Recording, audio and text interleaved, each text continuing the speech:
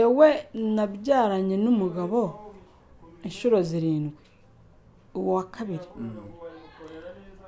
noneho aza kujya hashira imyaka myinshi nkorera ibintu bimbabariza umutima binkomeretsa bimbuna hari igihe najyaga ngendana uruntu rumeze nk'urubuye nkumva ni nk'urubuye runini ruri ku mutima wanjye ruremerera rutajya ruvaho umugabo bamubajije ngo yisobanure agiye kuvuga arababwira ngo rega ngo uyu mugore niwe wankunze ngo ngewe sinigeze mukunda tekereza icyo kintu umuntu akivugiye imbere yawe ni ibintu byo kugaragara nkaho antesheje agaciro bikabije kuntesha agaciro bikabije harimo kumparika abakozi bo mu rugo nkabana n'umukozi mbizi ko ari mukeba wanjye atari n'ibintu byo kubaririza atari n'ibintu by'amabwire nageraho kubera ko guhangana ntajya mbishobora nkamubwira nti ndumva nshaka gusezerera umukobwa nkamuherekeza nkajya kumutegera agataha hakavuga ikibazo gikomeye kabati ntaho ajya niko mvuze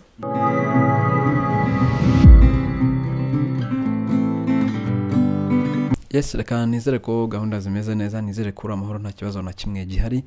Natwe turi amahoro. Ndi Albene saba kuri screen zanyu mwamaze kubona tugiye kuganira nawe afite ubuhamya bukomeye cyane, yaba umudamu ushatse cyangwa se umugabo yabereye ikigerageza niko navuga. Shobora kubwumva nawe ariko kuki dukunda kuvuga ko abagabo bananiye abagore cyane, nta bagore bananirana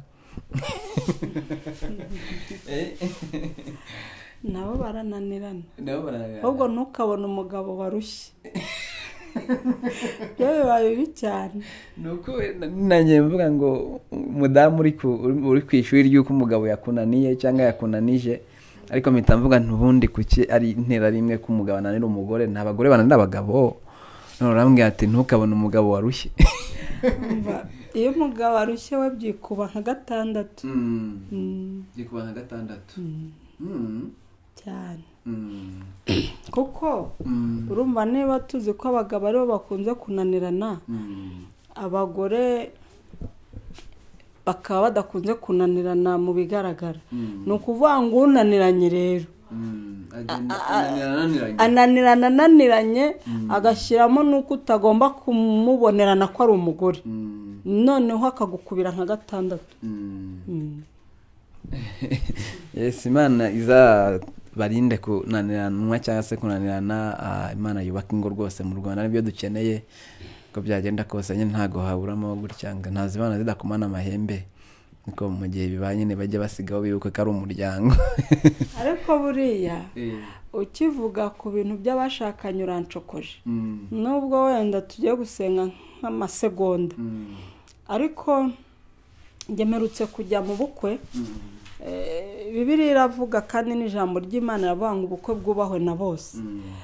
Uko nshobojwe burya bukwe numva nabutaha, ntanakuzi nkabona mfite uburyo nabutaha, kuko buranyigisha ndongera nkiga. Merutse kujya mu bukwe rero vuba hano ukuntu abashakanye ari umugabo ari umugore barahira, ndongera numva indahiro bundi bushya. Buri wese ararahira akavuga ngo kandi sinzigera nifuza abandi bagabo.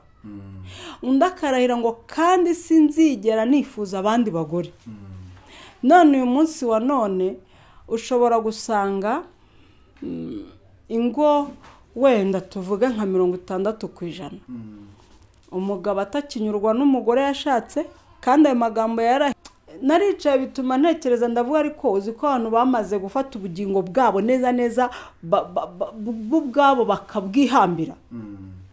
Niba wararahiriye icyo kintu imbere y'Imana ukamanika ikiganza, naho utakimanika ariko ukabirahira imbere y'imbaga y'abantu bangana kuriya n'imbere y'Imana isumba byose, warangiza ugatatira iyo ndahiro, utekereza ko icyo kintu cyonyine kitakurimbuza n'ubugingo wari kuzabona ukabubura. None se iyo umugore n'umugabo babanye uko byagenda kose, hari ibyo umugabo akenera ku mugabo ku mugore, hari n'ibyo umugore akenera ku mugabo. Mu gihe bitagenze neza nyine wumva we byakagenze bite?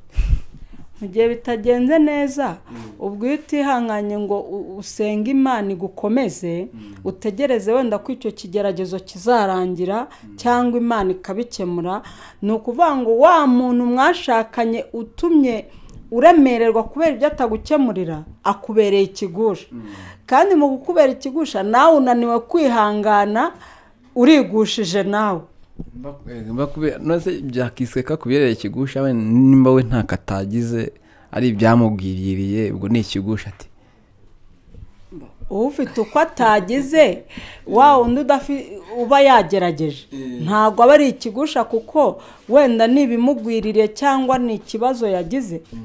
Ariko tuvuga urugero, nge hari umuntu ndabivuga mu kinyabupfura ko ndi umuntu mukuru, nge hari umuntu w'umugabo twigeze guhurira muri serivisi runaka, noneho numva afite amaganya aranganirira ambwira ko yamaranye n'umugore ngo imyaka 2 mu nzu babana, nyine yaramuhakaniye. Umugore yaramuhakaniye yakubwiye impamvu se yari impamvu yuko yari yaratutse ku mugabo wenda aramubwira uti ntago bishoboka kubera ko wowe bimeze gutya na gutya, impamvu n'umugore warafashe icyemezo gutyo. We uburyo yabimbwiragamo numvaga umugore asa nkaho afite uburwayi bw'uburemba, kandi hari abantu batabizi yuko abagore babibiremba nabo bababyo. Noneho iyo abaye cyo ntabimenye ngo asenga Imana imutabare murengere, ahura nuko kutamenya bigatuma we ahora yumva ko ari ko aremwe, ko ari ko Imana yamuremye, akavuga ati ngewe rwose ni nako ndemye, ni nako meze, ujya umbabarira, numva nta n'icyo nabikoraho, ujya unyihanganira, agahora ari uko nguko abwira umugabo. Ariko umugabo kubera ko nawe ari umuntu yagera akananirwa. Ni ikibazo rero abantu bashakanye bagomba gusenga Imana ikajya ibamenyesha n'utwo tubanga tuba twihishe Satani ajya atambikamo kugira ngo abateranye, kuko hari ahantu hamwe ibintu bipfira bikaba bipfuye byose kububatse ingo cyane. Reka twiyambaze Uwiteka kugira ngo kino kiganiro kize kugenda neza nta kibazo. Yego, Uwiteka Imana ikomeye, Imana ifite imbaraga nyinshi, Imana yaremye ijuru n'isi, Imana yashyizeho byose bikabaho, turagushimye kandi turaguhimbaje. Muri aka kanya tugushimiye ko tukiriho kubwawe nuhabwa icyubahiro. Nyamara mpamagaye izina ryawe kugira ngo abari ryo riza riganze muri twe. Haleluya. Nuzubane natwe, nuzutegeke byose birakumbira. Ubwami bwawe rebonestaya nibuze mu izina rya Yesu Kristo. Ibyo ushaka bari byo bibaho. Turakwiyegereje rero, ntabari twe Mana, hubwo abari wowe, kuko ni wowe watugabiye umurimo. Ngaho tube mu bwihisho bwawe, kandi bitugiye kuvuga Mwami wanjye bibi byo gufasha imitima y'abari mu Rwanda n'abari mu bihugu byo kuri isi hirya no hino bitandukanye, abagabo n'abagore, abasore n'inkumi, abana rebonestay bamaze guca kenge. Buri wese Mana azafashwe, azarengerwe nawe binyuze mu magambo meza. Mwami wanjye ibyo wakoze n'imirimo itangaza wagiye udukorera, wi Baba Kristo, amina. Urakoze, urakarama. Haleluya.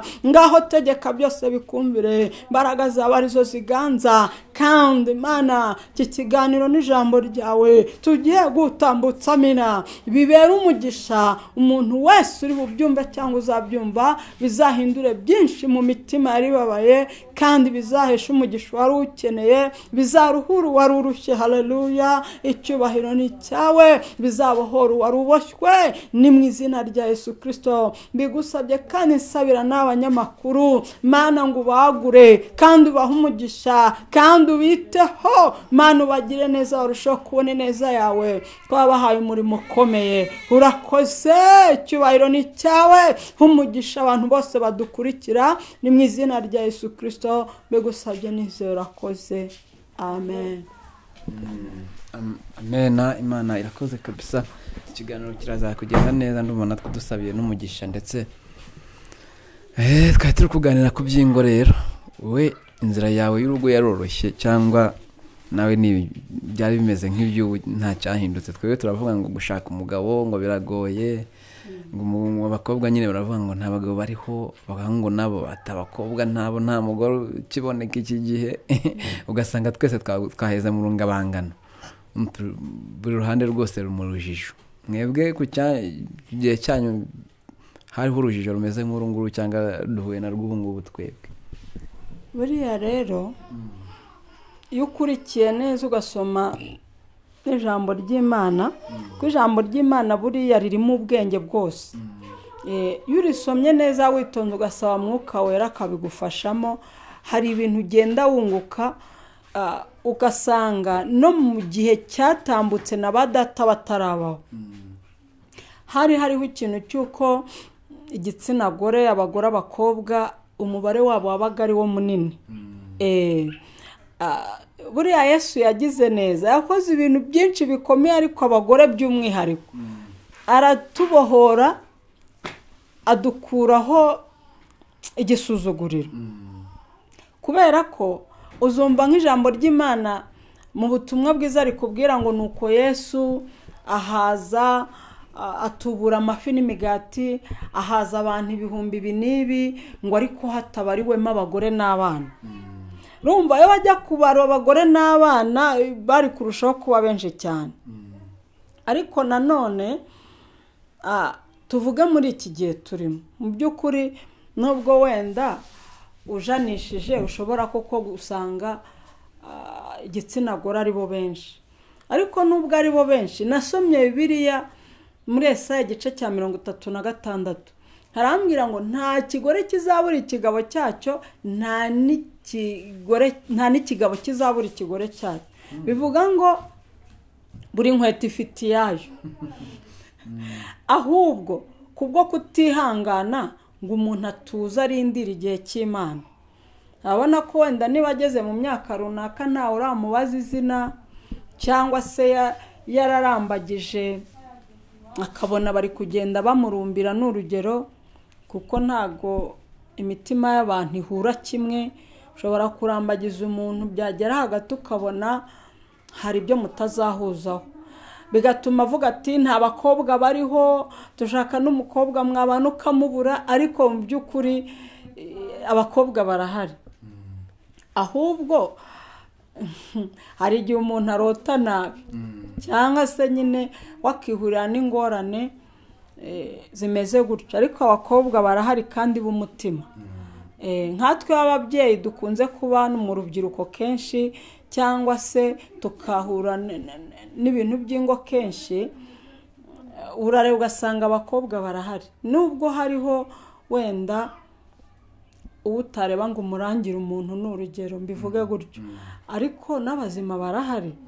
Ni kimwe nuko n'abasore, hari umusore utarangira umukobwa ngo uvuge ngo uramwubakiye, ukabona yarangiritse mu buryo we nawe yumva yabaho mu buzima bwa wenyine, akumva yabana nabo bakorana ibyaha gusa, ariko gushaka akumva ntacyo bimubwiye, kubera ko hari izindi nzira yanyuzemo zamaze kumwangiza. Rero mu by'ukuri abantu bavuga ko abagabo babuze n'abagore babuze, kuko n'abasore barabivuga akavuga ati njye nabuze umukobwa nashaka. Kibaza uti umukobwa bose bahari yabuze umukobwa, ariko nuko yabuze uhuje n'amarangamutima ye cyangwa se n'ubushake bwe. Ariko mu by'ukuri barahari. Rero mbona abantu bakwiye kujya basenga Imana, kandi bakayisenga batuje, batashyizeho kuyitota, kuko Imana ikora yitonze. Iyo uyihase rero ukayereka ko nta kwihangana ufite, uzi ikintu gukorera, iravuga iti umuntu kubera ko ndi Imana ikunda umutuzo kandi nkaba mbona nsakuriza cyane, niyo mubwiye ngo abe yihanganye, kwihangana ntabishobora, ngiye gupfa kumuha, ipfa kuguhereza. Urumva umuntu uhawe ari ugupfa kuguhereza ntaguhira. Ariko iyo utuje, abanyarwanda baravuze ngo witonze akamishashi. Kandi n'iryo jambo narisomye rijya gusa gutyo mu Migani ibice 15 bivuga ngo kwitonda ukarindira byemeza umutware. Iyo witonze rero ukarindira, wenda nko ku bakobwa bamwe bihanganye abantu bakabita amazina, umuntu arihangana bakamwita icya 10 cy'itorero kandi bataramuremye, umuntu arihangana bakamwita ko wenda benga kandi atari uko abenga, bakamwita uko bashaka. Ariko mu by'ukuri kubwo kwitonda bakarindira, hari isaha y'Imana, hari n'umunsi w'Imana izabakuraho izina ribi babise, ibakureho igisuzuguriro. Hari n'abadamu bapfakaye bakiri bato, hari n'abadamu ingo zananiye bakiri bato, nabo babasha gushaka. Hari n'abasore nabo nyine nk'abo twavuze, avuga ati ngiye nabuze umukobwa nashaka, ariko kubwo kwitonda bakarindira bagasenga Imana, kuko ari ishobora byose ikareba no mu mitima, ku isaha y'Imana Imana izabagirira neza. Nicyo nabatangariza, kuko maze kubona abantu benshi Imana isubiza, si nibyo gusa, burya no mu bigendanye no gutera imbere muri ubu buzima, hari igihe Imana ikubwira iti wenda nzaguha umugisha, nzakugira umuntu ukomeye mwiza, ukumva urabishaka muri uko kwezi, ukumva urabishaka muri uwo mwaka, ugahirimbana, ushobora guhirimbana ukirwanira ukanabigwamo, kubera ko uri kunyura mu nzira Imana itaguteguriye. Ariko iyo Imana yo ikugiye imbere, byose bigenda neza. Icyo nabwira abantu aha ni ukwihangana, utitaye ku magambo akuvugwaho, utitaye ku gisuzuguro biguteye wa mukobwa we, utitaye ku gisuzuguro biguteje wa musore we, ngo uvuge uti reka nirwanire n'ubundi abantu bamereye nabi. Abantu ni abantu, numara no kubaka urugo uzasanga n'ubundi abantu ari abantu, ntuzabura ibindi wumva. Nari nagize nti wowe mu rugendo rwawe rwo gushaka byarakoroheye kugira ngo uhitemo muzabana, urugendo rwawe yari uruhe? Njye ntago byanyoroheye, nanjye nahuye n'ikibazo kandi njye mpura nacyo ndi n'umwana muto, wenda atari no kuvuga ngo nakunze nihitiyemo, kuko mu gihe nari umwana w'imyaka nka 13 nagize ingorane zo gutangira kurambagizwa. Nubwo nari umwana waho nakwita mu biryo naravumbutse, koko bigaragara ko nakuze vuba, bikagerekaho ko nari umwana ugaragaza ubusirimu cyane, kubera uko papa yarabayeho. Papa yaguhaga na mushwari yo kujya wicaraho ngo uticara no kwikanzu, wajya kwicara ukayigendana, wajya kwicara wagera ahantu ukazamura ikanzu ukicarira akenda k'imbere kuri mushwari. None abantu wenda bararebaga uko kuvumbuka n'ubwo busirimu n'umusatsi mwiza ugerera, bakagira ngo wenda ndi mukuru. Ntago nzi uko babibonaga, ariko nahuye n'ingorane zo gushaka ndi umwana muto cyane. Muri uko kugenda ndambagizwa rero haza kuzamo umusore aza ari simusiga, atuma umuntu we yatumye, ndamwibuka ko iwacu ntago umuntu wese yapfaga kuhinjira uko yiboneye. Hari ahantu wenda ntavuga ngo hari hakaze cyane, ariko bari bihagazeho. Uwo musore rero ntiyize, atuma umuntu w'inshuti ye akoreraga hafi y'aho mama yacururizaga, araza abwira iwacu ati rero hari umusore wantumye ko ashaka gusaba uriya mukobwa wanyu akamukwa. Abibwiye iwacu baravuga ati reka umwana wacu aracyari muto. Abimushubije aravuga ati nuko bavuze, uretse nzamwiha. Avuze ngo azatwiha, uwo musore cyangwa umugabo yari yatumye aragaruka arabivuga. Ariko iwacu ntibabitindaho, nanjye nari umwana, imyaka 10 n'umuntu aba ari umwana mutoya. Ntabwo rero twabashaga gusobanukirwa icyo yitwaje avuga ibyo, ariko kumbe yari afite imbaraga z'imyuka mibi yakoranaga nazo. Rero buriya iyo umuntu adasenga ngo aba ari mu bwihisho bw'imbaraga z'Imana n'amaraso ya Kristo, ikintu cyose kimugeraho uko kiboneye. Byarangiye rero ku munsi umwe ahagaze ahantu ngo musuhuze, aravuga ati nako arahagarara ahantu yari yarigeze guhagarara ubushize ngo musuhuze, noneho kubera kutozwa kubaha abantu bose yarahagaze ndaza ndamusuhuza, urumva narabonaga n'igitima kikadiha, ariko nari muzi nyine ko ari we ushaka kunjyana ndi umwana. Igitima cyaradihaga rero nta kintu cyo kuvugana nawe, naramushuje nsubirayo ndiyicarira. Mama yabaga yagiye kuruhuka nkamusigariraho.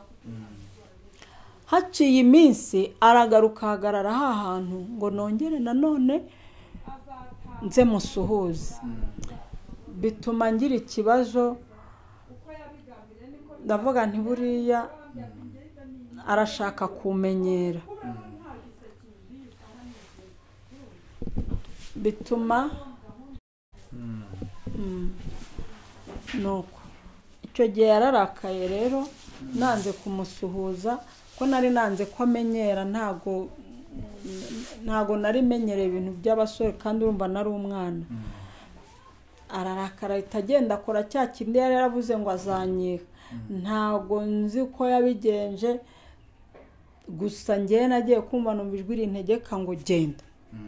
Nari ntarumva ijwi ry'Imana, nari ntarumva n'irya Satani, kuko burya Imana iravuga na Satani aravuga. Abantu bajye banabimenya ko ijwi ryose rishobora kuza rikubwira, ntugahita ugira ngo ni iry'Imana, ujye ushishoza. Nko ku bantu batari baba mu gakiza ngo bagere ku rwego basobanukirwa ijwi ry'Imana n'irya Satani bayatandukanye, bisaba ko utumvira ijwi ubonye ryose. Icyo gihe rero nkaribaza none se ndajyayo. Ryaranyoboye neza, rinyobora aho nyura. Ndagenda, nari umwana utazi kurara mu gasozi, nari umwana iwacu bazi ko ntashobora kujya ahantu ntababwiye, ubwo no gutarabuka hafi y'urugo ngo nkine agapira n'abandi bana byabaga ari ikibazo gikomeye. Ubwo rero byatangaje iwacu kuba bambuze nagiye ntawe nabwiye, batazi aho nagiye. Ndagenda ninjira mu nzu ntazi nyirayo. Noneho cyantangaje n'ukuntu ninjiyemo ntawe umfashe akaboko, ntawe umbwiye ngo ngwino. Ninjiramo noneho ngiye kubona mbona ninjiye nshoreranye na wa musore. Ariko kubera yuko nyine urumva hari ibintu yari yamaze gukora, ntago nigeze nibaza ngo se uyu twinjiranye avuye. Urumva ko yamaze gukora ibyo akora, ahagarara hirengeye ngo arebe ko umuti we wakoze neza. Noneho ngize ingorane nsangamo abantu tuziranye, wari umuryango ukundana n'iwacu cyane, nsangamo umugabo n'umugore.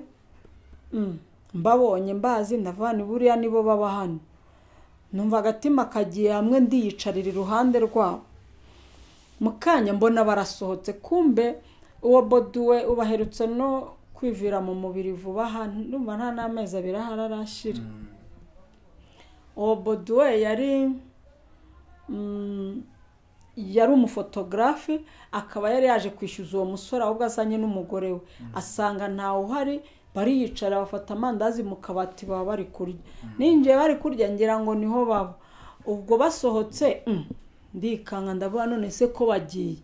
Nanjye mpita mbakurikira, urumva umusore yari afite tageti. Nabaye ngeze ku muryango, bo barenze umuryango, nanjye akaguru kamwe kakiri mu nzu kandi kageze hanze, ahita akurura asubiza mu nzu, arakinga arakomeza. Turarwana, bimwe by'abana nyine ndarira, amarira nsa nkaho yanshizemo umutwe uramenagurika, kamera nk'akagoryi neza, ko yarakururaga.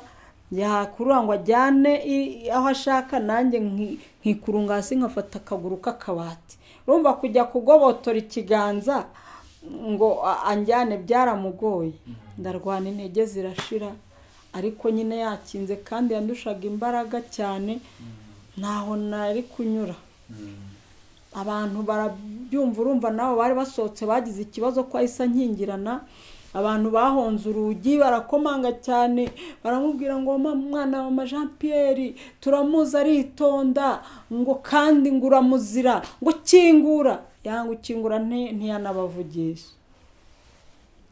Birangira mu magambo make byarangiye urugo ndutashyemo gutyo ku mbaraga, nge narwanya intege zashize ndutahamo ntarambagizanyije ngo nganire n'umusore ngo tuzabana. Sinibaza ko umwana w'iyo myaka nari kumenya n'ibyo nganira n'umuntu. Imyaka 13 nine ngo yaribaye nine noneho. Birangorana cyane, hanyuma ngambira gutoroka nkigendera. Ariko urabizi ko umuntu asa nkaho agira imitima ibiri. Ijwi rimwe rikambwira ngo niwigendera abantu bazaguseka, bazavuga ngo nukubera ko urakana byakunaniye kubaka.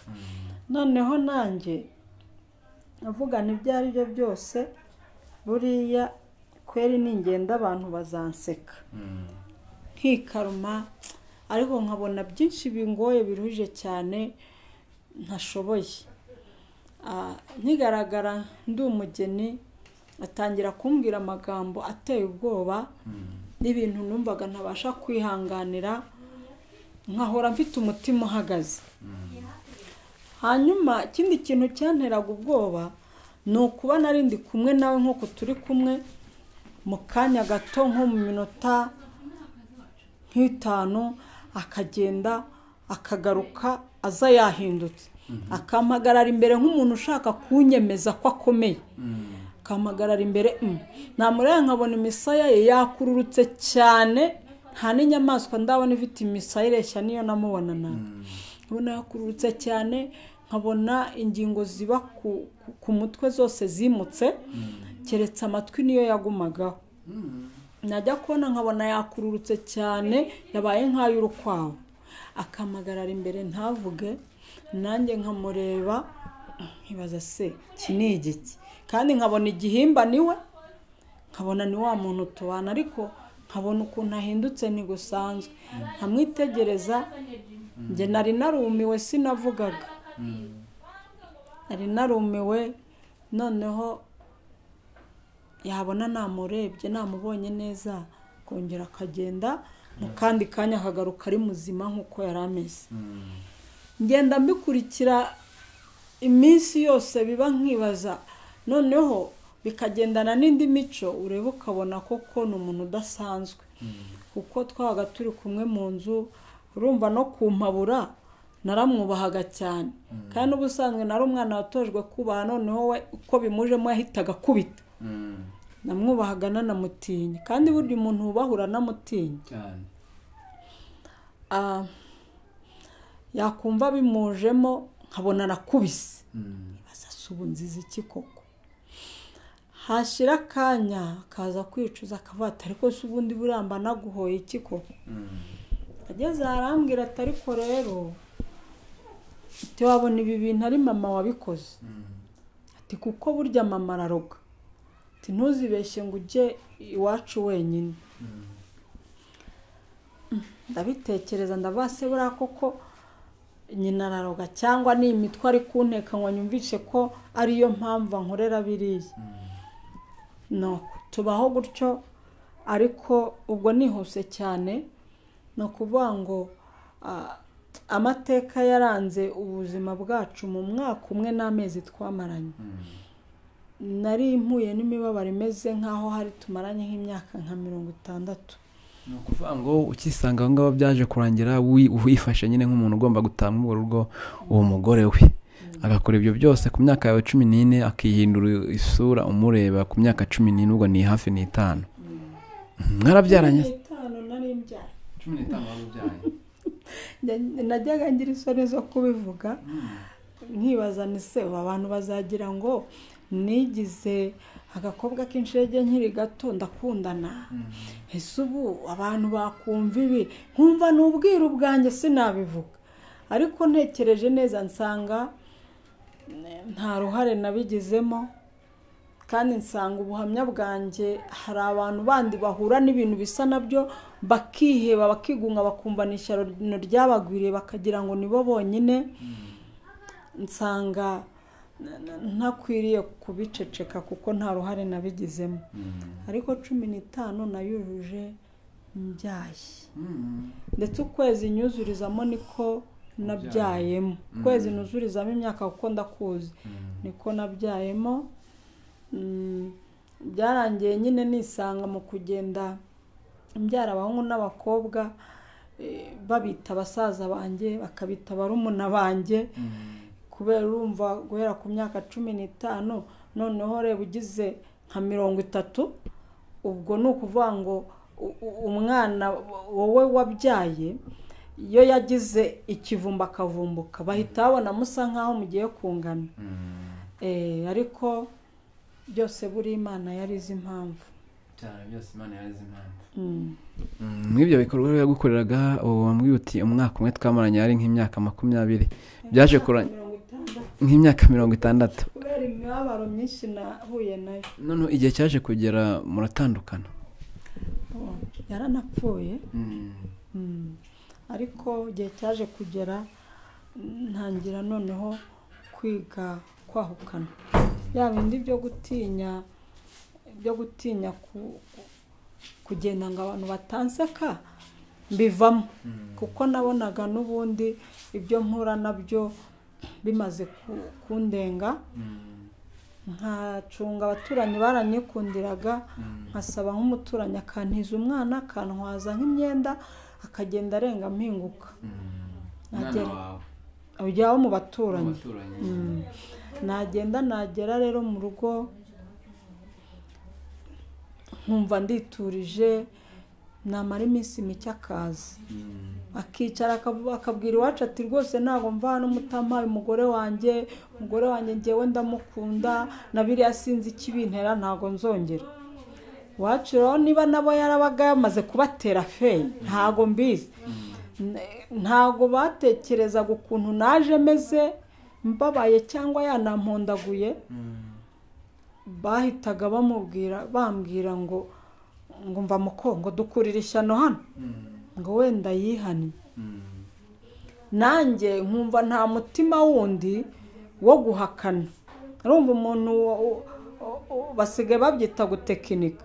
Urumva umuntu wankoreye tekiniki injyana ikangeza iwe ntahazi kuba yaje yageze iwacu kongera kuyinkorera nkamukurikira ntibyari bimunaniye cyane ko nta n'umuntu iwacu nibura wanasengaga ngo basi abe yamenye nawe makuru cyangwa se agira ibyo atesha agaciro nkamukurikira. Hari umuntu wakibaza uwo muntu wari umeze atyo ahindagura ibice wenda yihindura umubiri umwana mwabyanaga yabaga ari muzima byaga twabyaranye rimwe nabwo binyuze mu nzira zikomeye no kuba umwana yaravutse nawe ni amateka. Ni Imana nyine iba ifite umugambi ku muntu. Aracyari uwo mwana. Abyaranye rimwe umukobwa mwiza ukunda abantu ugira imbabazi n'impuhwe. Hari Imana igira gahunda nyinshi. Ishobora kuvuga iti uriya mwana uvutse muri iriya mibabaro mufiteho umugambi yarangizayo ntitume afata ya maraso mabi ya hahantu ahubwo yo ikamurema mu yandi maraso y'undi muryango. Yavutsemo ari umukobwa mwiza unsumba aransumba nduta n'ubunini. Ibindi bikorwa rero wagiye umubonana bikakwereka ko ari umuntu udasanzwe ni nk'ibihe wajyaga akora ukabona ukavuga ati ni satani mbana nayo? Hari ibyo numva kubivuga biba binangoye noneho kubera yuko byagiye nanjye ubwanjye bintusha ukuntu gukomeye. Ariko ibikorwa ni byinshi yagiye akora usibye gukubita umuntu bitunguranye ntacyo amutwaye nta n'icyo bavuganye. Nuko kwihinduranya najyaga kubona nkabona atashye na nijoro ari gukaraba amaraso menshi kandi hafi iminsi yose y'ukwezi. Akaza agakomanga yamara gukomanga nakingura nkabona yuzuranye amaraso menshi nkabona ahise ajyaho amazi ari akajya gukaraba. ubwoba bukanyica, nkahorana ubwoba ku mutima, akambwira n'amagambo mabakomeye agendanye n'ibyo bintu, nanjye ubwanjye nkajya mpora numva ndiho ntariho. Gusa njye naratinye ngira ubwoba.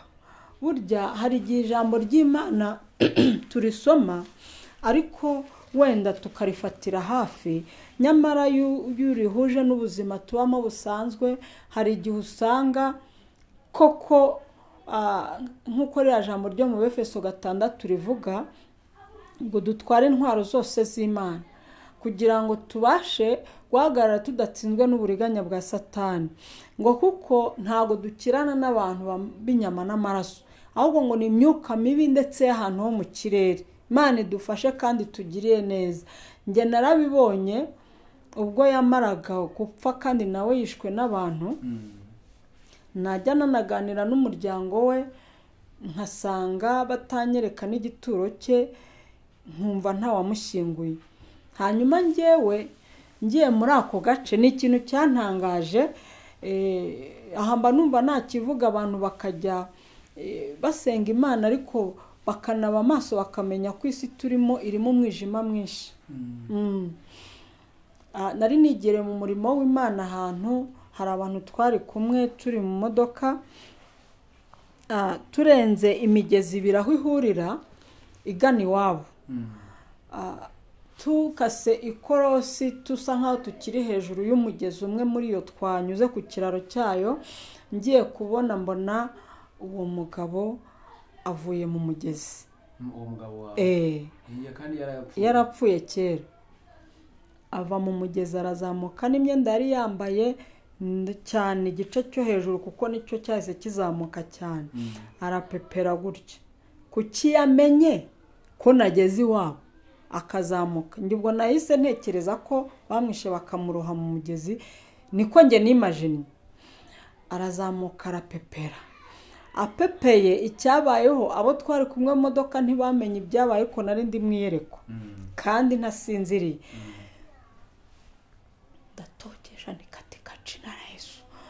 Noneho mu gutokesha numva aravuze ijwi rirerire ndyumva cyane nk'uko umuntu avuga, bangwa ngo reka nisubiriraho narindida, mbona amanutse gahoro arongera aryamye mu mugezi. Kubera iki? Uwo mwuka we wamenye ko naje mu gace k'iwabo, akazamuka ngo anyereke ko yabibonye, nubwo atari kubasha kunyegera kuko njye ndi umwana w'umucyo ntago ndi uw'umwijima. Ntiyanyegereye ariko yanyeretse ko yamenye ko nageze mu gace k'iwabo.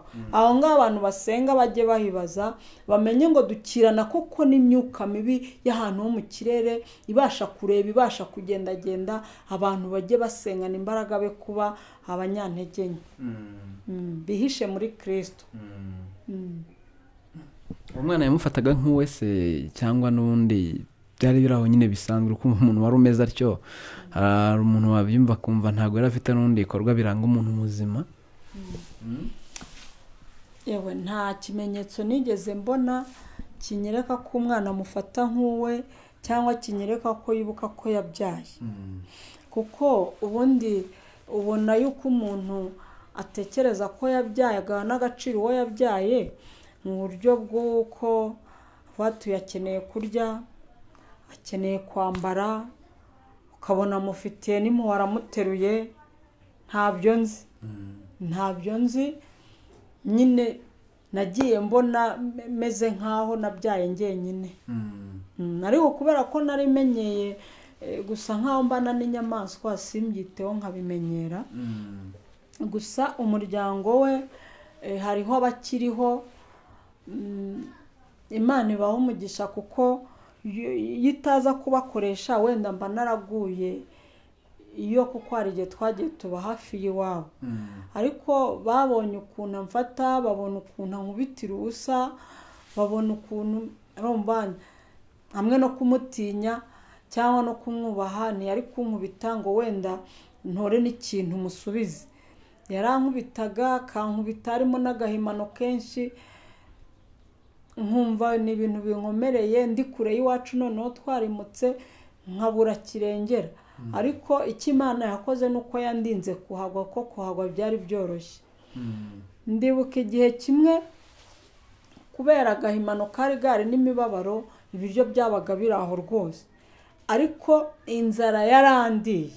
Ndagenda niba amapera mu giti cy'umugabo, sinzabyibagirwa, yari hirya yacu gutya, hari amapera meza y'umweru. Noneho ingorane yagize nuko byari ibiti bifite amapera amwe ari hafi nshobora gusoroma. Nari mpetse umwana, numva inzara yandeye, burya umubyeyi wonsa arasonza cyane. Ndagenda nkajya nsoroma, kubera kutamenyera kwiba rero nkakebaguza, ariko bitewe n'abanyurugo bahabanyeka ko bambonye ko hashize iminsi nyirurugo ashyira amapera niba atarayazananye n'ibindi bintu byo kurya muri biriya bintu biti byibo byo mu cyaro, aratuzanira. Tambani buriya yarabibonye ko nshonje cyajye niba amapera yarambonye, narayacaga amwe nkayasesekamo hano mu mpetso, andi nkayariraho kubera ko nari merewe nabi. Noneho ibaze gusonza hari ibiryo. Uri wabwiye iwanyu se kujya ubona uwo mugabo wawe imyuka mibi, cyangwa wari wariturije nyine ngo niko zubakwa? Namaze igihe numva ariko zubakwa n'ubwana burimo, ariko burya abantu ntibakifuze kubaka bakiri bato mu myaka mitoya. Niyo mpamvu buriya abayobozi Imana yaduhaye b'igihugu bareba kure, baba bararebye bakavuga ati nibura imyaka iyi n'iyi umwana aba atangiye kugira ibitekerezo ku buryo ashobora kubaka urugo akamenya icyo gukora. Ariko hari imyaka umuntu yubakamo bikamucanga. Iyo nza kuba ndi mukuru, buriya mba naranamutorotse nkajya ahantu kurakambura, nkagenda wenda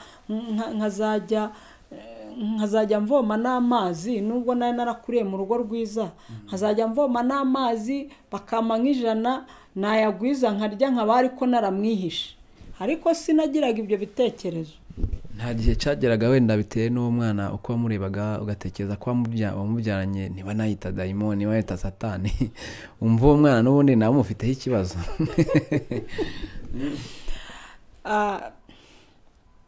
Kuba narabonaga ko nashatse inyamaswa, byo narabibonaga, kuko nibazaga niba ari dayimoni, niba ari umuntu, nkumva ntago nzi byari byo. Ariko kubera ko nyine umwana nabonaga tuvunikana turuhana, nawe atitaweho n'uwamubyaye ari we se, ntago we namutindaga, ahubwo nikundiraga umwana wanjye, nkumva ni nkayo mpoza amarira mfite.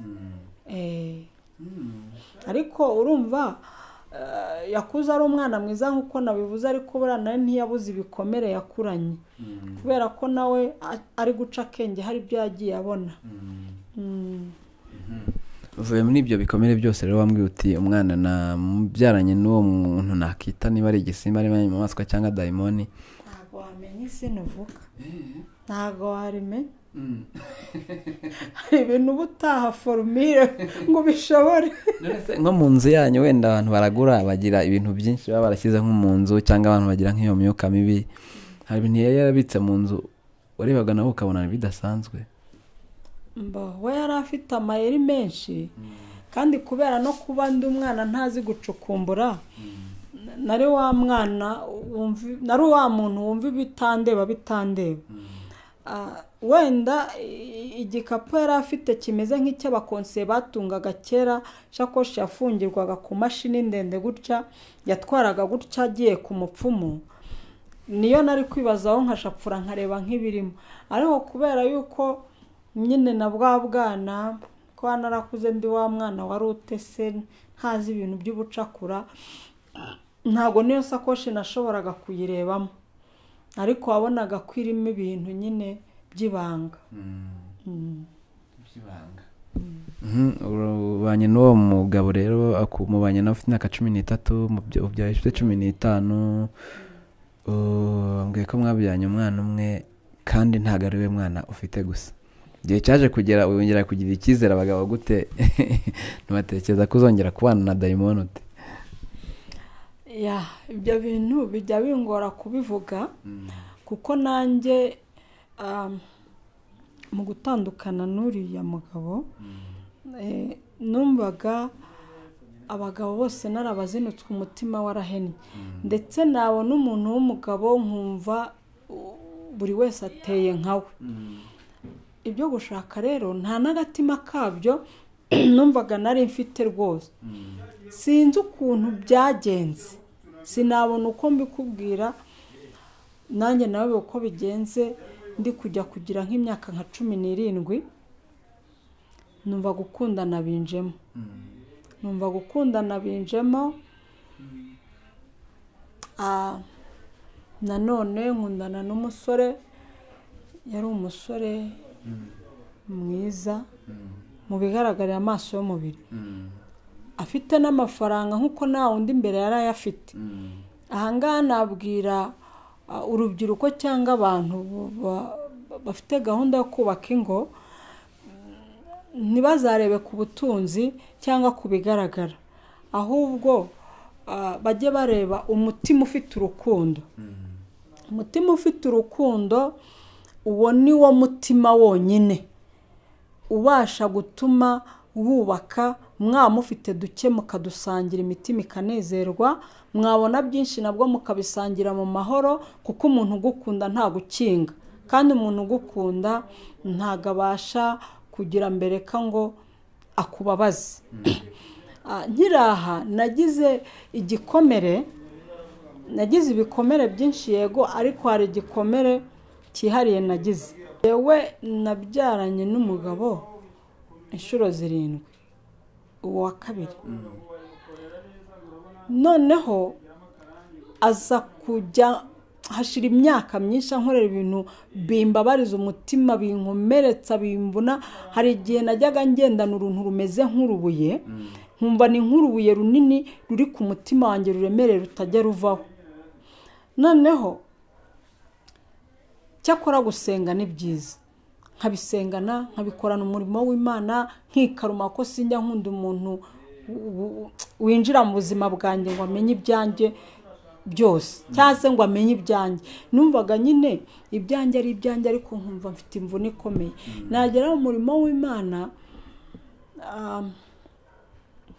nkumva Imana irabitwikiriye nkumva sinzi ukuntu ibigenje ku buryo mbyibagirwa nkaza kwibuka imibabaro yanjye mpindukiye nsubiye wanjye noneho igihe kimwe nza guhamagara umwe mu bayobozi b'itorero azana ndabunga ariko mwazaje mukareba ibibazo mfite ahangaha mutazashiduka hagize ibindi bizaho nyuma mutabizi mwazaje kuko nyine baga bambona nk'umuntu wibera mu murimo w'Imana nezerewe batazi ibyo mbitse arambwira ati buretse nzaza areba abakozi b'Imana babiri barazana harimo na pasiteri watuyoboraga icyo gihe bahageze nkumva ari ibintu binteye isoni ntatinyuka kuvuga mu byo mbona n'ibyo nabonye mu rugo rwanjye ariko nkumva hari ibyo nkwiriye kubabwira ko nabonaga ikizakurikira hari urupfu ndababwira ni rero hari ibintu kuva igihe iki n'iki bimaze imyaka myinshi bikomeye nubwo mumbona burya mba ndi mu murimo w'Imana ariko nuko umwuka wera ari mwiza aza akabitwikira mfite ibintu byinshi bikomeye mfite ibikomere byinshi muri uru rugo ndabahamagaye rero ngo mubyumve hatazagira ikindi gikurikiraho mutabizi umugabo bamubajije ngo yisobanure agiye kuvuga arababwira ngo rega ngo uyu mugore niwe wankunze ngo ngewe sinigeze mukunda tekereza icyo kintu umuntu akivugiye imbere yawe mubyaranye izo nshuro navuze yarakwerekaga ko nawe agukunda ariko ibikorwa gukorera bikakwereka ko nta rukundo ruhari mitambwira abakozi b'Imana ntimubyumvise se nubwo niyo mpamvu ankondera ibyo byose n'ubundi ibyo watinyaga kuvuga waje kubirangira wibwiye ba pasiteri cyangwa natwe abitubwiraho aya nubwo nubwo hari ibiba byararenze bikaba ngombwa ko wenda hari ibivugwa ariko mu burere nahawe no mu kinyabupfura cy'umwuka w'Imana hari ibyo ntavuga nkabyigumanira nkavuga nti yewe umva nkasa nk'utereyeho utwatsi nkaceceka. Rero muri bimwe mu bintu yagukoreraga ushobora kudusangiza wabonaga n'undi biteye agahinda cyangwa bikongera kugukomeretsa n'undi wari uvuye mu rushako wakita ururimi bikomere ibindi bindi yagukoraga ukumva wongeye gukomereka nk'ibi? Wenda ibyo navuga ahangaha cyane ni ibintu byo kugaragara nkaho antesheje agaciro bikabije. Kuntesha agaciro bikabije harimo kumparika abakozi bo mu rugo nkabana n'umukozi mbizi ko ari mukeba wanjye atari n'ibintu byo kubaririza atari n'ibintu by'amabwire. Nageraho kubera ko guhangana ntajya mbishobora nkamubwira nti ndumva nshaka gusezerera umukobwa nkamuherekeza nkajya kumutegera agataha. Akavuga ikibazo gikomeye kaba ati ntaho ajya niko mvuze. Avuga nti reka muherekeza atahe kuki udashaka ko agenda? Ati ndavuze ngo ntaho ajya nimba ishaka ngewe nzamuherekeza. Tukabana gutyo mbizi ko ari mukeba. Hari umunsi umwe se nibura wigeze kumusanga aryamanye n'uwo mukozi ukabisanganira neza? Yego. Wifashe iki gihe? Wakwifata utese ko intege nke zitera imico myiza. Uretse barasoza igikorwa se wabigenje ute? Naraje. Uwo se mbivuge gute ko atari we wenyine n'abafatanye? N'umushyitsi yarazaga akancunga kujisha akamukatana ahantu ku igipangu cyari kinini inzu ari nini. Akancunga akansiga nko mu rubaraza nagenda nkasanga rwambikanye ahubwo akaba ari nyugira isoni nkasubira inyuma. Urumva? Ubwo rero navuga iki se nkareka iki? Ni byinshi ariko noneho biza kugeraho tuba abagore 9. Abagore 9 agira abagore 8. Urumva ngize wa undi wa mbere bikomere bye nubwo wenda nikarumaga ntago byari byarashize. Abagore 9 wamusanganya abagore mbere atazi ko afite abandi bagore cyangwa bagiye baza nyuma yawe? Na mbere wabonaga iyo ngesa ayifite. Ntago nzi uko nisanze byagenze rero ndamukunda. Kandi ngewe umuntu wese agira uko ateye. Nagukunze ubwo ndagukunda sinisigariza. Kandi ubwo kugira ngo nkurekure babigizemo uruhare runini cyane mu buryo budasanzwe. Hanyuma wamusanganye rero n'abantu benshi. Ni ryari wegeze kumusangana n'umuntu none baryamanye ukumva urababaye pe ku buryo bw'indengakamere kurusha ikindi gihe cyose? Ni igihe namusanganye ndabivuga gutera. Ni igihe namusanganye n'umuntu ntakekaga ko byakunda. Umuntu yari ameze ateye rwego ki mu muryango wanyu? Hari igihe hazaga na mubyara w'akabaracakiye haza uwo mu muryango wundi agacakira. Ubwo rero ni byinshi ariko hari uwo nabasanganye ndavuga nti ibi bintu sinakekaga ko byabaho. Uyu nawe numva birandenze. Ikindi gihe noneho hari umwana w'umukobwa yari umufamiliye wanyu cyangwa wiwe? Yari umufamiliye. Navuga ko yari umufamiliye we nawe.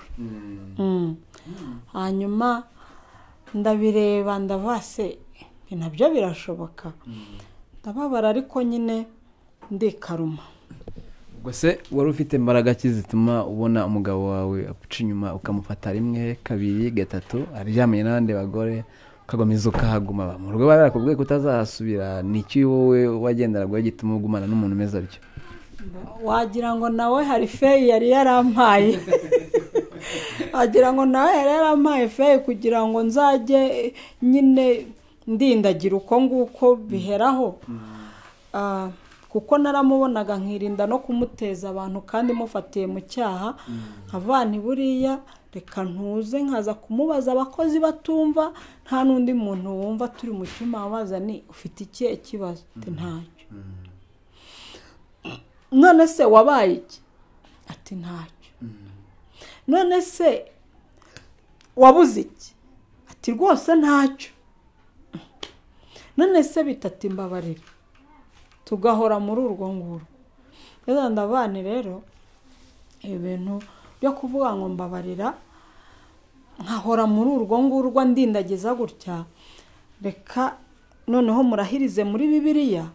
Nubwo yanze gukizwa ariko nzi ko Bibiliya abantu benshi bayubaha. Ndamubwira nti rambika ikiganza muri Bibiliya ikindi ukimanike. Urahira uvuga ngo ninongera gukora ibintu, kuko urumva mu gukora izo ngeso ni nako yasohoraga n'umutungo w'urugo, tukabaho uko bitakagombye kandi ibintu bihari bikajya hanze. Nkumva ndushijeho kuvunika. Nk'abana rero rahira noneho arabikora, ararahira yisabira n'igihano. Ikintu cyantangaje ni uko yamaze kubirahirira agakomeza ahubwo akarushaho. Bana abantu bikoraho nawe yikozeho. Ariko tugarutse ku ijambo ry'Imana nk'uko birivuga mu Bakorinto ba mbere ibice 13 ngo urukundo rutwikira ibyaha byinshi. Ntekereza ko kuba njye naramukundaga nta buryarya ariyo kintu cyatumaga mwihanganira kenshi. None se hari umuntu wagira ikibazo cy'amatsiko nk'iyo minsi wamufatanaga aryamanye n'abandi, yarakubwiraga uhindukire n'undi muryamye ukabikora? Nawe rero ujya umbaza ibibazo bindenze. Nubona ko nabaye mukuru aho ngaho nta nshingano n'imwe nigeze ndeka gukora kubw'ibyo bibi yakoraga. Kurumva njye naramukundaga kandi guhita mwanga ngo muzinukwe kubw'ibibi mbona nkorera bikananira. Hamwihanganira aba wenda kanihangane ndebe, kandi mu kunsaba imbabazi agasa nkanyeretse ko atazongera. Nanjye nkaguma kuri icyo cyizere, butaha nkabona arongeye, nkabona none wakoze ibindi birenze bya bindi. Hanyuma njye nkakomeza inshingano zanjye, cyane ko nagiriwe ubuntu bwo kumenya Imana nkiri muto, nubwo nari umugore ariko ndi muto. Avuga nti rero hari ibyo nasomye mu Bakorinto ba mbere igice cya 7 abubatse urugo bubatse ingo bazajye bakunda gusoma iryo jambo. Bakorinto ba mbere igice cya 7 ukagisoma rwose ugahera ku murongo wa mbere ukaryoherwa ukagikomeza ugera nko ku murongo wa 5 cyangwa hasi yaho maze kumva ibintu byinshi. Kuko nari narasomye iryo jambo rero rivuga ngo nako abantu bazahisomere baharebe, byatumaga mvuga nti nubwo akora ibi bizira cyangwa ibi bintu bimbangamira kandi nkabona ko ashobora no kunyanduza akantera ikibazo, ariko kubw'amaraso ya Kristo nihishemo nge nzajya nsenga nishinganishe, ariko kubwa rya jambo nasomye nkomeze nkore inshingano zanjye kugira ngo Imana itazambaraho urubanza, cyangwa hakaba hazitwaza ngo hari igihe wenda nge hari ibyo ntakemuye azagumana urubanza wenyine natihana, ariko ngene kugira urubanza. Ntabwo nigeze ngira inshingano yanjye nimwe mpagarika, ahubwo wakubwira rero ke yanamuhaga.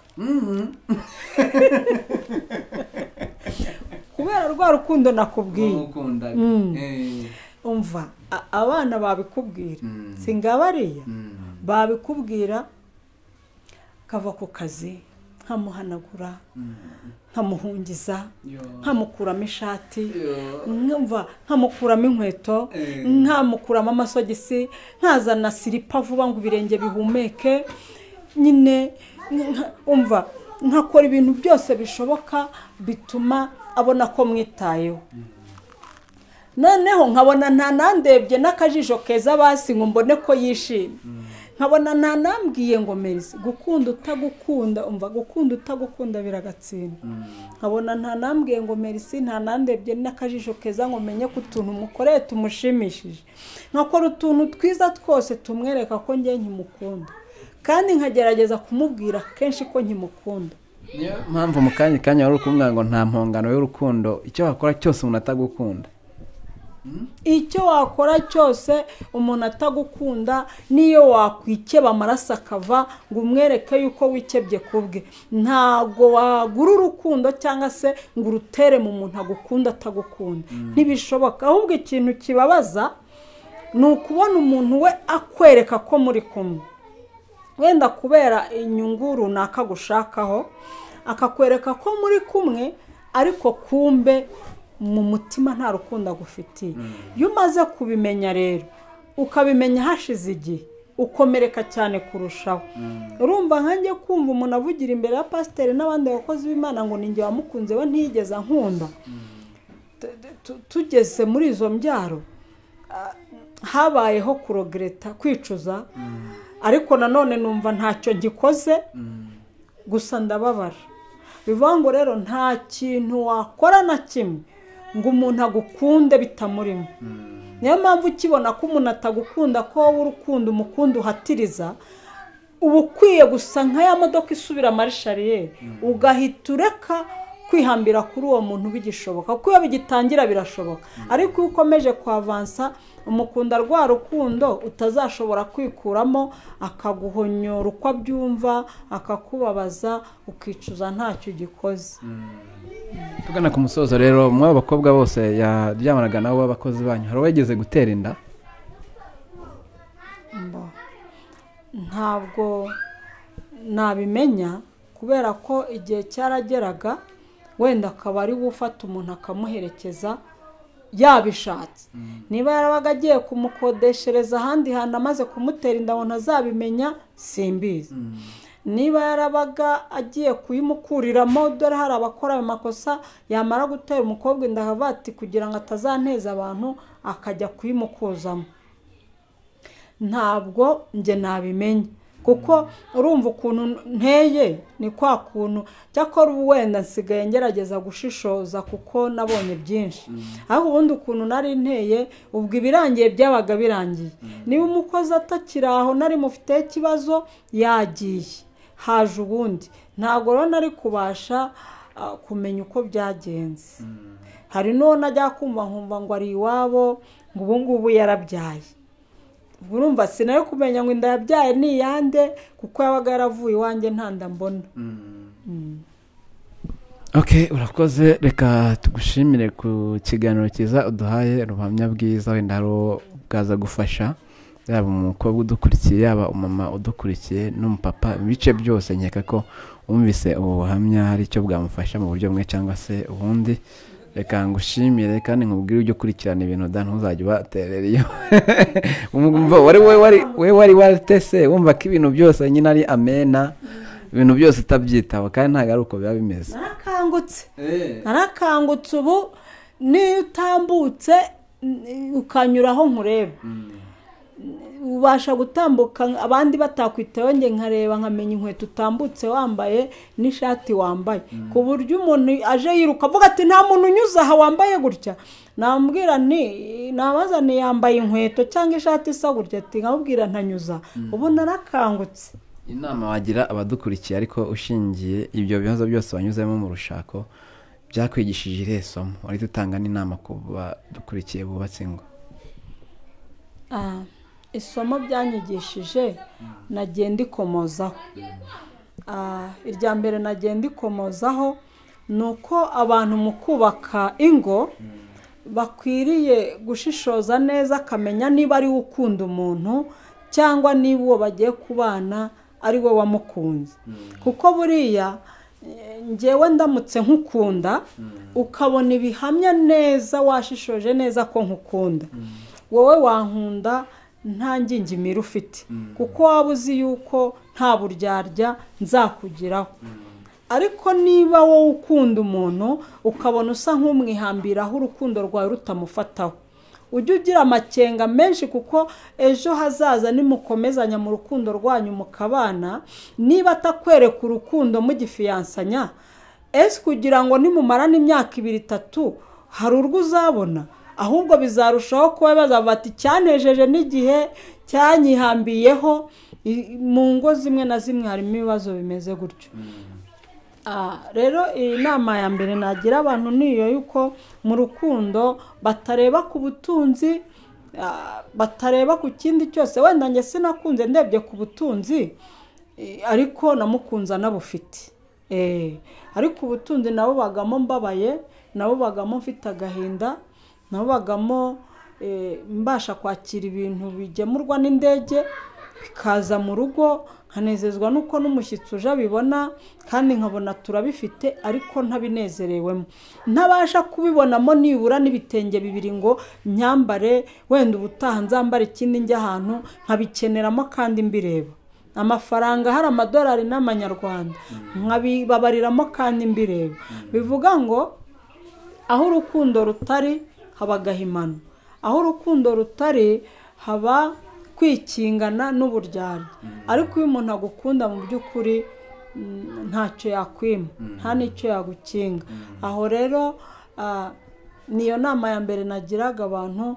Wa musore unyumva, wa mukobwa uri kunyumva, wa mudamu ukeneye kubaka urugo cyangwa wa mugabo we, uramenye ntuzarebe kubigaragara by'ubutunzi cyangwa ikindi cyose, kuko nubwo njye ntigeze nkunda ari byo ndebyeho, ariko naramusanze musanga bifite, nyamara ntago nabyishimiyemo. Ntago nabyishimiyemo, nagiye mpura n'ibintu bibabaza guhera ndi umugeni kugeza igihe nagere kuri iyo etape avuga ko ari njye wamukunze, atigeze ankunda, aranyihakana. Rero Imana ibafashe guhitamo neza, nicyo kintu nabasabira. Kandi turi ku musozo, sinabura gusomera ijambo rigufiya byo muri Zaburi 136 umurongo waho wa 23, riravuga ngo yaratwibutse ubwo twari ducishijwe bugufi, kuko imbabazi zayo zihoraho iteka ryose. Amen. Haleluya. Imana yaratwibutse ubwo twari ducishijwe bugufi, yaranyibutse inkura mu menyo ya rubamba, yaranyibutse isa nkaho inkwe mu kanwa k'inyamaswa iranyarura, ntiyatuma mbigwamo kuko yari mfiteho umugambi. Wa mumama unyumva, wa musore we, wa mugabo we, wa mukobwa we, uyu munsi wa none birashoboka ko nawe hari ibintu wagiye unyuramo ukavuga ngo ntiburi buke, ukavuga ngo ntiburi bwire. Haleluya. Ariko kubera imbabazi z'Imana zihoraho iteka ryose, kavuga ngo kuko uriya muntu arengana, nanjye ndemera nta kazi ingabo nyinshi cyangwa ingabo nyinshi zipfe kubwe ariko atambuke. Izo ngabo burya ntiziba zigaragara, ariko hari ibintu Imana igikora igacagagura imitego, ukava ahantu utagombaga kuva, ukarenga ahantu utari kurenga, Imana igasiba inzobo ugatambuka. Imana ishimwe. Hari ahantu wagiye urenga utagombaga kurenga. Imana rero natwe yaratwibutse ubwo Amina ubwo twari ducishijwe bugufi, Imana yaratwibutse. Ubwo imiryango yari yakuvuyeho, Imana yaguhagazeho iragusigarana. Ubwo abo mwiganye, inshuti zawe bagutereranaga bagira ngo ubwo winjiye mu buzima bubi, ubwo winjiye mu bushomeri, ubwo winjiye mu bupfubyi, bagira ngo ubuzima burangiriyeho, bakakwirengagiza. Imana yarakwibutse, ntago yagutaye. Niyo mpamvu kiriho, niyo mpamvu ufite ako kazi wicayemo, niyo mpamvu ufite urwo rugo Imana ikwicajemo, niyo mpamvu uri uko nguko umeze. Imana ishimwe. Numva nabwira abantu kwibuka ahantu hakomeye Imana yagiye bakura amaboko y'abantu yabavuyeho, ariko Imana kuko imbabazi zayo zihoraho iteka ryose, ntiyigeze ibareka, ntiyigeze itureka. Rance toute bonniance, ntiyigeze itureka, ahubwo yaratugumanye. Niyo mpamvu uri uko nguko uri, niyo mpamvu nanjye nkiri uko nguko, nkaba nkibasha kuvuga Imana, nkaba nkibasha kunezerwa kubera Kristo. Niyo nza kuba ntafite Yesu, ye nta nubwo mba nseka. Ariko kujya ndeba n'umuntu wese nkamushota mu nzira, abandi we nkahita mubonamo abantu bose bagiye bampemukira, ariko kubera umwuka wera, haleluya, kubera umwuka wera numva abantu ari beza bararemwe mu ishusho y'Imana, nkumva abonyeho ibibi nabo nyine, nkumva Imana ifite ukuntu yagiye ibyeyura. Rero Imana yaratwibutse natwe ubwo twari ducishijwe bugufi, na n'uyu munsi rero cyaturengera. Zaburi ya 40 no hari ijambo rinezeza ngo imirimo itangaza Imana yakoze ni myinshi, ngo kandi n'ibyo itekereza kutugirira nabyo ni byinshi, ngo ndetse nta wabirondora, nashaka kubibara ngo byaruta ubwinshi ibyo nshoboye kubara. Iyo Mana yagiye kurenza icyo gikombe kibi, n'uyu munsi iracyahari. Komeza uyiringire, subiramo ibyiringiro, naho ugeze hakomeye wa mudamu we, naho ugeze hakoranse toute bonniance, naho ugeze hakomeye Imana yahakurenza, ukongera ukabaho, ukongera ukumva uranezerewe, kuko ari Imana ishobora byose kandi imbabazi zayo zihoraho iteka ryose. Imana nishimwe. Kandi ndangije cyangwa nshoje ntangariza abantu bamaze gutakaza icyizere kandi babyumve nk'ubuhanuzi. Urabizi si nkunda gukoresha ijambo ubuhanuzi ndi kuri cana cyangwa se imbere ya kamera, ntabwo nkunze gukoresha iryo jambo, ariko numvise umwuka wera yabishatse aranyongorera. Mbisari itangaza mpaye guha abantu bamaze kwitera icyizere kubwuko bamaze kwivuza indwara zabo zikananirana, bakababwira yuko rwose bagenda bagategereza igihe cyabo cyo gupfa. Abandi bakababwira ko babuze indwara. Abo bantu ni hetaye biniwaye grere de sansoma data twese ampaye itangazo ngo nibongere bamugirire icyizere, ngo nibongere bikomeze mu kumwizera, kuko hari igitangaza yiteguye gukora. Imana yigufiteho umugambi kabidashaka kugucyura, kugukizira bishoboye. Ni nk'ubufindo, ni nko kurasa umwambi.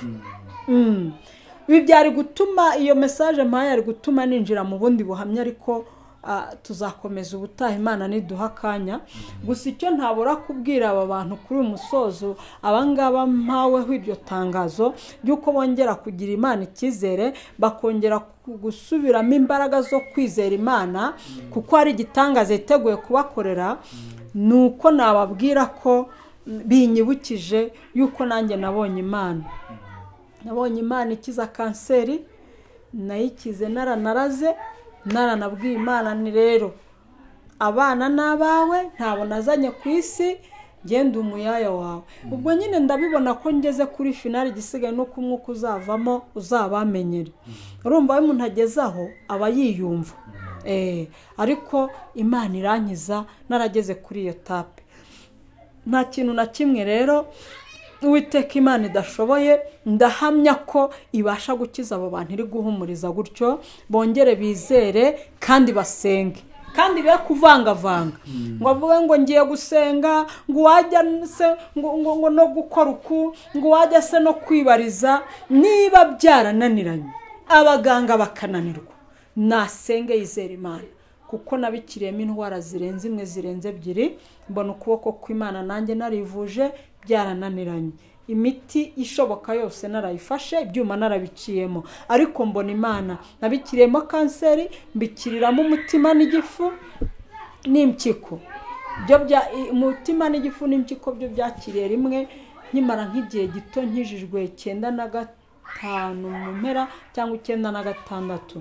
Nibwo bwa mbere numvise Imana imbwira ngo yarankijije. Ndayigerageza mfata ibintu byose naziraga, byari narakuweho n'uburwayi, mbona ntacyo mbaye.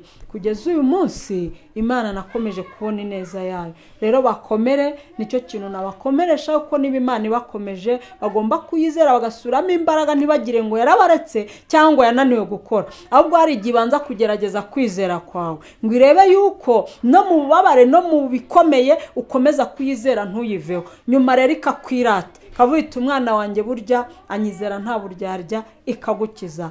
Rero Imana ibaho umugisha, kandi Uwiteka bagiriye neza, atebuke gusohoza icyiza bavuzeho mu izina ry'umwami wacu Yesu, amen. Amen. Reka dusoreze ahangaha, baraza gukenera nimero zawe ndazishyira no ku kiganiro baraza kuzibona. Reka mbashimire barore ku kino kiganiro, niba utarakora subscribe uyikore cyangwa se usharinge abandi ino video niba yagufashije nawe fasha abandi. Murakoze cyane.